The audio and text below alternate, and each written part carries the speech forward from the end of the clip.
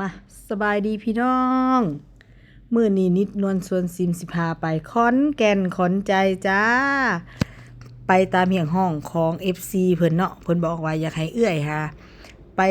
ขอนแก่นเฮาก็เริ่มโลดได้บ่ได้ซักซ่าเสียเวลาได้เนาะพอแต่พักเวียกก็ลุยโลดจ้ะอู้บ้านเพิ่นนี่เนาะหนทางนี่สะอาดงามตาอหลีหมู่เจ้ากว้างถึงว่าหนทางมันสิไกลเนาะแต่ทางมันง่ายมันก็เลยคือว่าไกลเดินทางเที่ยวนี้ถือว่าด้วยใจเลยเด้อจ้าขอบใจหลายๆเด้อ FC ที่บอกให้ไปเนาะบอกให้ไปขอนแก่นตั้งใจคักแน่เด้อหมู่เจ้าเด้อตั้งใจสุดใจเลย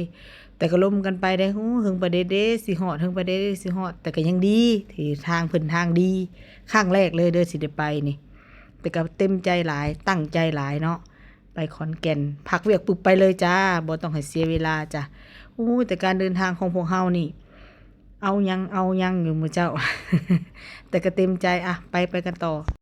ไปมาผัดแนมมาเห็นหลวงปู่แนมเห็นรูปปั้นเพิ่นก็โง่น่ะแม่เขาไปขอพรนะแม่พวกเฮาไปพากันเขาไปขอพรจ้ะหลานชายบอกว่าบ่ยากจัดให้มากับเอ้ยไผกับน้องสาวเนาะกับอ้ายแต่อ้ายเพิ่นบ่ได้ลงแต่รถเพิ่นแดดเพิ่นร้อนไปเฮาพากันขึ้นไปขอพรหมู่เจ้าขึ้นไปขอพรหลวงปู่ศิลาขอให้เพิ่นเบิ่งแยงเนาะไปขึ้นไปเลยพากันไปขอพรเลยจ้ะขออย่าขอหลายเด้อ จะได้น้อยเพราะสิว่าบ่ได้เนาะขอพรนำกันลงมาอีกเทื่อที่สองจ้ะลงมาลุมพี่ลงมาเพื่อหยังลืมขอบางอย่างกลับขึ้นไปอีกเที่ยวที่สองอย่าสนใจหยังเลยลืมขอบางสิ่งบางอย่างที่หมายวาดหวังไว้ไปขึ้นไปอีกเทื่อที่สองร้านชายบอกว่าโอ้ยเธอน่ะจดเสียเจียมาเด้อโอ้ยคันหูข่อยจดเสียเจียอันนี้ข่อยบ่ฮู้ข่อยก็บ่ฮู้ว่าทางขอนแก่นสิมีหลวงปู่เพิ่นอยู่ในนี้ข่อยก็บ่เคยมาหมู่เจ้าเอ้ยคัน FC บ่บอกข่อยก็บ่ได้มาไปขึ้นไปขอพรนำกัน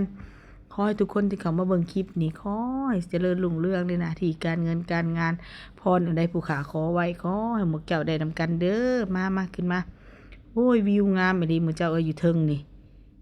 เห็นบ่วิวงามหลายท้องฟ้าก็แจ้งกลางปางข่อยมาฮอดปึบฝนตกเด้อหมู่เจ้าอู้ยสุ่มเย็นอีหลีหลังจากที่สิขึ้นไปขอพรนี่เพิ่นก็ฝนก็เซาเรื่องนี่เรื่องมหัศจรรย์หลายเด้อหมู่เจ้าเด้ออืมมาด้วยใจขอให้องค์ปู่เบิ่งแยงลูกหลานนี่เด้อขอให้ได้บุญหลายๆขอให้ได้สมพรที่คิดหลานชายบอกว่าขอเหรียญแน่เพราะว่าเพิ่นว่าต้องโปงเหรียญใส่ในพญานาคนี่ว่ะโอ้นั่นบ่วะน้าสาวก็บ่ได้ฮู้อีโนอีเนหยังหลานพาเฮ็ดก็เฮ็ดนำหลานอันนี้หลานชายคนแรกของคนในเฮือนเลยจ้าส่วนผู้หญิงคนนี้มันเอ่ยไผจ้ะอ้ายยังอยู่ในรถเพิ่นบ่ลงเพิ่นเมื่อยเพิ่นแดดบ่ไหวเพิ่นว่าก็มีแต่พวกเฮาลง4คนโอ้ยขอบใจ FC เด้อที่บอกให้มาคัน FC บ่บอกนี่ก็บ่ฮู้ทางมาเลยได้บ่ฮู้บ่เห็น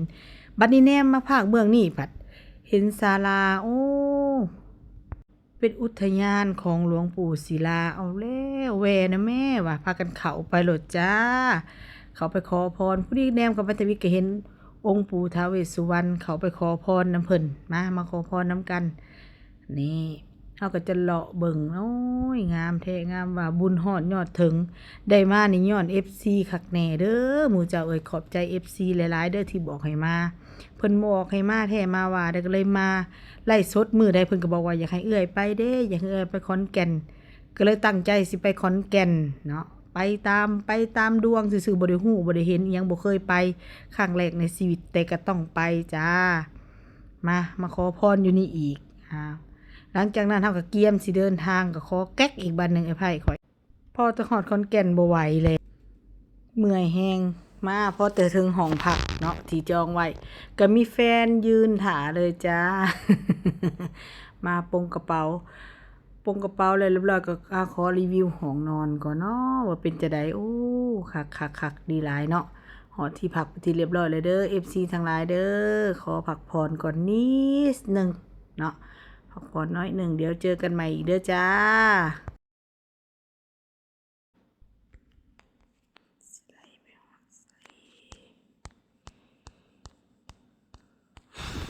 โอ้ ฮอด10นาทีซะมันอยากให้ฮอด10มันบ่ฮอดมันต้องเว้าเสียงสดบ่ได้มันเฮ็ดกล้องพุ่นแหละจึงได้เสียงสดเดี๋ยวนี้บ่ได้เลยเสียงสด